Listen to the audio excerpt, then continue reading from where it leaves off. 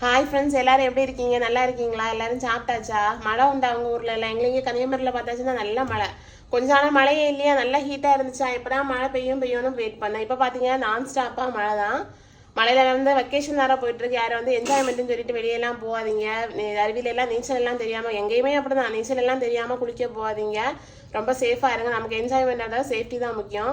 குழந்தைங்களே அப்படி தான் மழையில் நனைய விடாமல் பத்திரமா பார்த்துக்கோங்க. இன்னைக்கு சாப்பாடெல்லாம் ரெடி ஆயிடுச்சுன்னு பார்க்கலாமா? இங்கே சோறு, அடுத்த வந்து கேரட் பொரியல், இங்கே வந்து உருளைக்கிழங்கு ரோஸ்ட்டு,